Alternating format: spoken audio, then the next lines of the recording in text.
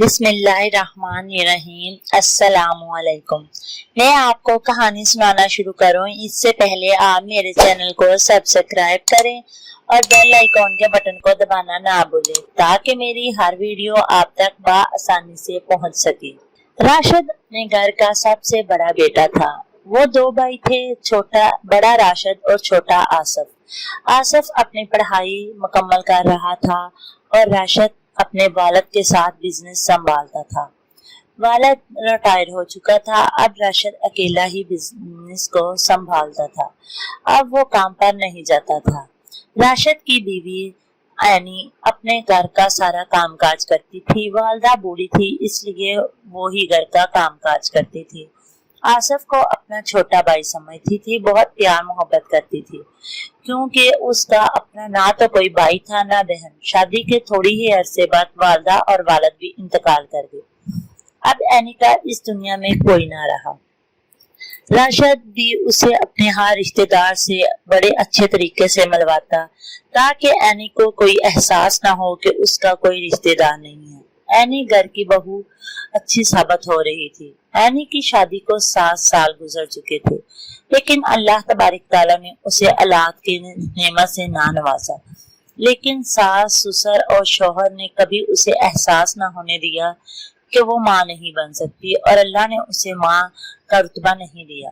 वो हर वक्त उसे यही एहसास दिलाते कि यह अल्लाह की मर्जी है, अल्लाह पर तवक्कुल रखा करो। अल्लाह चाहे तो दे सकता है और चाहे तो छीन सकता है।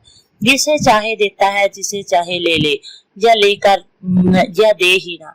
इस पर किसी भी इंसान का कोई इख्तियार नहीं होता। एनी की बात ये दिमाग में जब चली जाती तो एनी भी तसल्ली से अपनी जिंदगी गुजार रही थी। इनकी जिंदगी एक खुशहाल जिंदगी गुजर रही थी। अब आसफ नौजवान था, अपनी पढ़ाई मुकम्मल करने के बाद काम पे लग गया। वो भी अच्छी जॉब करने लगा।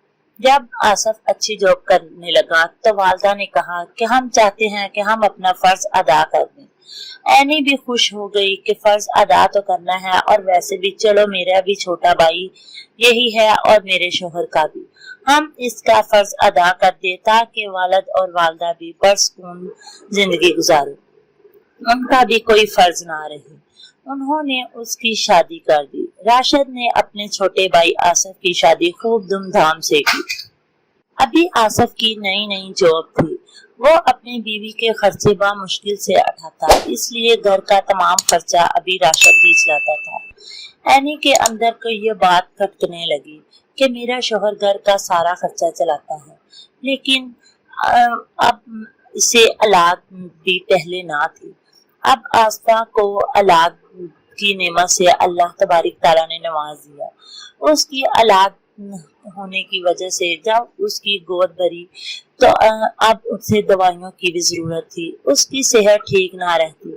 सास उसका बहुत ख्याल रखती, कहती कि तुम किचन में आसफा मत आया करो क्योंकि किचन में आने से तुम्हारी तबीयत और ज्यादा खराब हो जाती है। आसफा अपनी दवाई भी खाती, सारी चीजें खाती।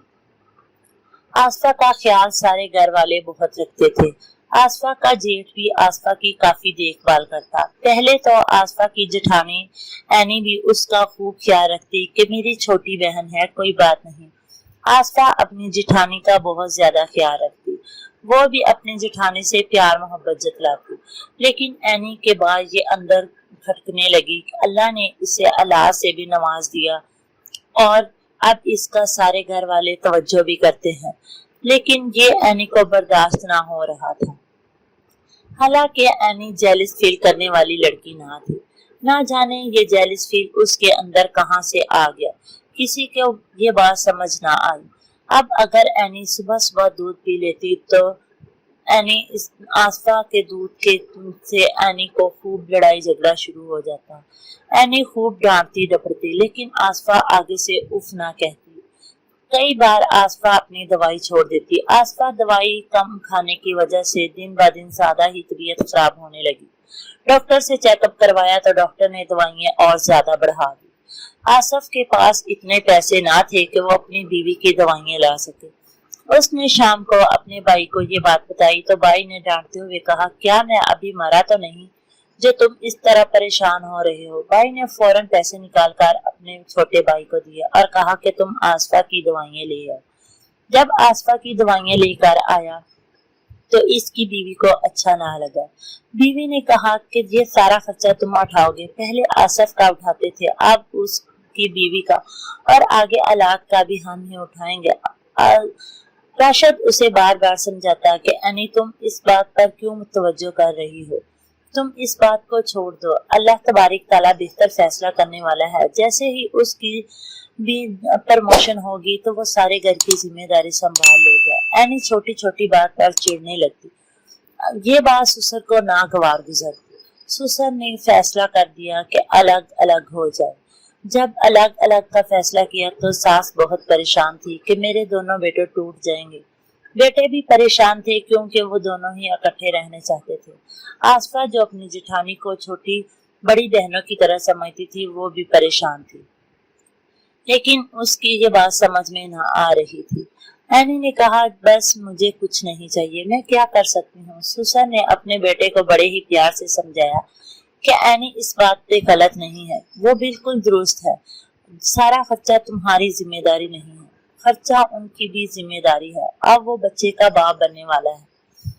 जब आसफ अलग हो गया तो चंद दिन परेशानी के तो गुजरे, लेकिन अल्लाह ने उन्हें उसकी औलाद का नसीब दिया और उसमें बरकत डाल दी। वो खूब अच्छा खाने पीने लगा, उसकी प्रमोशन हो गई।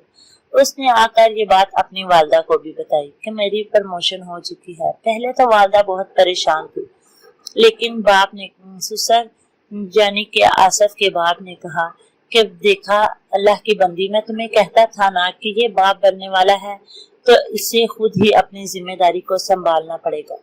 अब माँ ने भी खुश थी। माँ ने कहा बेटा इतना खुशी का मौका तो फिर तुम क्यों ना लेकर मिठाई आए। कहने लगा मैंने आप सबकी दावत की है। जब दावत की बात भाई तक पहुंची तो भाई बहुत ज्यादा खुश भी हुआ और परेशान भी कि मेरा भाई अलग है। अब उसने अपनी सबसे शर्मिंदा था। आसफा की भी सेहत ठीक हो रही थी। अल्लाह ने उन्हें बच्चा भी दे दिया था। एक प्यारा सा बेटा था और उसका खर्चा भी आसानी से वो उठा रहे थे। वो आसफ अपनी सारी जिम्मेदारी खुद निभा रहा था। ना तो उसकी बावत उसकी जिम्मेदारी निभा रही थी और ना ही बड़ा भाई। वो सोचते थे कि हम सब उसकी ही जिम्मेदारी हम पर ही आ गई है, लेकिन किसी की जिम्मेदारी या किसी का रिज़्क कोई नहीं ले सकता।